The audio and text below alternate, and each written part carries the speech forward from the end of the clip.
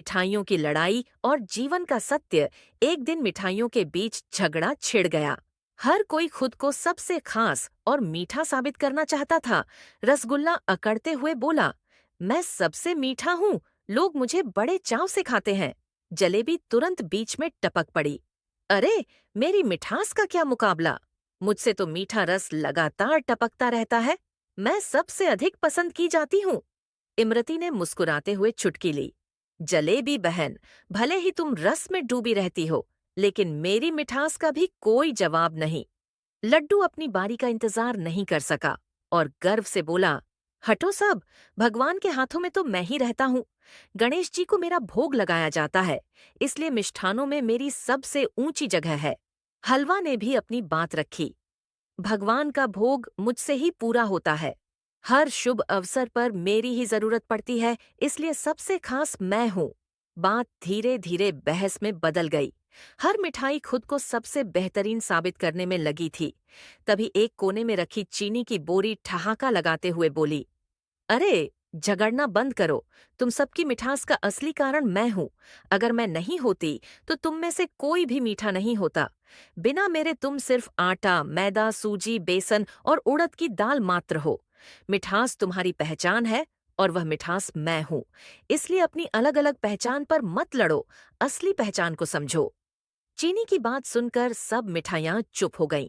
उन्हें समझ आ गया कि उनकी मिठास का आधार वही है और उसके बिना उनका कोई अस्तित्व नहीं। जीवन का सबक हम मनुष्य भी इसी तरह धन, पद, प्रतिष्ठा, जाति, कुल और बड़े बड़े मकानों, गाड़ियों पर घमंड करते रहते हैं।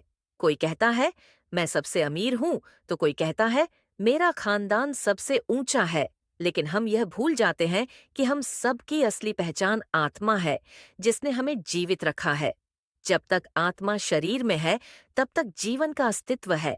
लेकिन जैसे ही वह चली जाती है, यह शरीर केवल मिट्टी बनकर रह जाता है। फिर भी हम इस नश्वर शरीर को संवारने में ही पूरी जिंदगी बिता देते हैं, जबकि आत्मा को पहचानने की कोशिश भी नहीं करते। भीतरी बात, गहरी बात, जिस्म और रूह का अजब है रिश्ता। उम्र भर साथ रहे, पर कभी तारुफ न हुआ। तो क्यों न हम झगड़े, घमंड और अहंकार छोड़कर अपने भीतर की सच्चाई को पहचानें और जीवन को सही मायनों में जिएं। कहानियान स्टोरी यूट्यूब चैनल को सब्सक्राइब करो और भी मोटिवेशनल स्टोरीज, हिंदी कहानी, सच्ची कहानी और भी स्टोरीज के लिए सब्सक्राइब करें यूट्यूब चैनल कहानियान स्टोरी को। Thanks friends. सब कुछ तुम्हारे हाथ में है। एक बार की बात है, एक यात्री रेगिस्तान से गुजर रहा था। चारों ओर तपती रेत थी। दूर दूर तक पानी का कोई नामो निशान नहीं था। सूरज की जलती किरणों के बीच वह व्यक्ति बड़बड़ा रहा था, कितनी सूखी और बंजर जगह है। अगर यहाँ पानी होता तो मैं इसे हरा भरा बना सकता था, लेकिन भगवान ने ही इस जगह को ऐसा बना दिया है, मैं क्या कर सकता हूँ। यात्रा करते करते उसकी प्यास बढ़ने लगी। तभी उसे अचानक सामने एक कुआं दिखा। वह हैरान रह गया, क्योंकि वह इस रास्ते पर कई बार आ चुका था, लेकिन पहले कभी यह कुआं नहीं देखा था। वह दौड़कर कुएं के पास गया और झांक कर देखा। कुआं पानी से लबालब भरा था, लेकिन जैसे ही उसने पानी निकालने की कोशिश की, वह फिर से निराश हो गया। पानी तो है, लेकिन इसे निकालने के लिए कोई साधन नहीं है। वह आसमान की ओर देखकर शिकायत करने ही वाला था कि तभी उसकी नजर कुएं के पास पड़ी रस्सी और बाल्टी पर पड़ी। उसने राहत की सांस ली, लेकिन फिर सोचने लगा, अगर मैं पानी निकाल भी लूं, तो इसे एक जगह से दूसरी जगह कैसे ले जाऊं? तभी उसे पीछे से किसी के सांस लेने की आवाज आई। उसने मुड़कर देखा तो एक ऊंट खड़ा था। अब वह व्यक्ति पूरी तरह से चौंक गया। पानी है, बाल्टी है, रस्सी है और ऊंट भी, लेकिन क्या मैं अकेला ही इतना बड़ा काम कर सकता हूँ? अभी वह इस उधेड़बुन में था कि हवा में उड़ता एक कागज का टुकड़ा उसके चेहरे से आकर चिपक गया। उसने कागज उठाकर पढ़ा, मैंने तुम्हें पानी दिया उसे निकालने के लिए, साधन दिया और ढोने के लिए ऊंट भी दिया। अब यह तय करना तुम्हारे हाथ में है कि तुम इसे इस्तेमाल करके रेगिस्तान को हरा भरा बनाते हो या यूं ही शिकायतें करते रहते हो। उस व्यक्ति ने कुछ पल सोचा, लेकिन फिर कंधे उचकाकर आगे बढ़ गया। वह अपने पुराने विचारों से बंधा हुआ था। उसे लगा कि अकेले कुछ नहीं कर सकता। वह चला गया और रेगिस्तान कभी हरा भरा नहीं बन पाया। सीख, हम अक्सर हालात को दोष देते हैं, कभी भगवान को, कभी सरकार को, कभी अपने परिवार को। लेकिन असलियत यह है कि हमारे पास अपने सपनों को साकार करने की हर एक चीज होती है। बस हमें अपनी सोच बदलनी होगी और अपने कदम उठाने होंगे, क्योंकि सच में सब कुछ हमारे ही हाथ में होता है। पूरा समय भी बीत जाएगा, एक बार की बात है।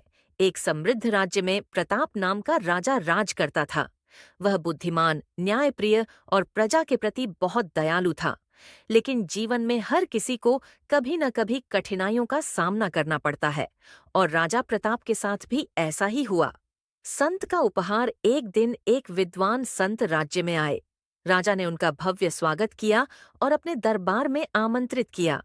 संत के ज्ञान और अनुभव से राजा बहुत प्रभावित हुए। उन्होंने संत से पूछा, गुरुजी, जीवन में कभी कभी इतनी कठिनाइयां आ जाती हैं कि इंसान हिम्मत हारने लगता है। क्या ऐसा कोई उपाय है जो मुझे संकट के समय हिम्मत दे? संत मुस्कुराए और अपनी जेब से एक छोटा ताबीज निकालकर राजा को देते हुए बोले, राजन, इस ताबीज को अपने पास रखना। जब भी तुम्हें ऐसा लगे कि सब कुछ खत्म हो गया है और कोई रास्ता नहीं बचा, तभी इसे खोलना। राजा ने ताबीज को सम्मानपूर्वक स्वीकार कर लिया और उसे अपनी तलवार के म्यान में सुरक्षित रख लिया। परिस्थितियां बदलती हैं। कुछ समय बाद राजा के राज्य पर शत्रुओं ने आक्रमण कर दिया। भयंकर युद्ध हुआ, लेकिन राजा की सेना कमजोर पड़ गई। अंततः राजा को अपने कुछ सैनिकों के साथ जंगल की ओर भागना पड़ा। कई सैनिक मारे गए, कुछ पकड़े गए और राजा अकेला रह गया। राजा ने जंगल में शरण ली और एक गुफा में छिप गया। तभी उसे शत्रु सेना के घोड़ों की टापों और सैनिकों की आवाजें सुनाई देने लगीं। उसने सोचा, अब मेरा अंत निश्चित है, मैं पकड़ा जाऊंगा और मुझ पर अत्याचार होगा। तभी उसे संत द्वारा दिया गया ताबीज याद आया। उसने तुरंत उसे खोला और उसमें रखे कागज को पढ़ा। उस पर लिखा था, यह समय भी बीत जाएगा।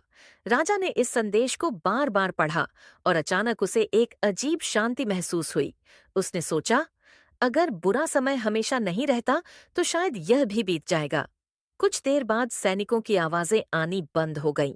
राजा ने धीरे धीरे बाहर झांका तो देखा कि शत्रु के सैनिक आगे बढ़ चुके थे। वह सुरक्षित था।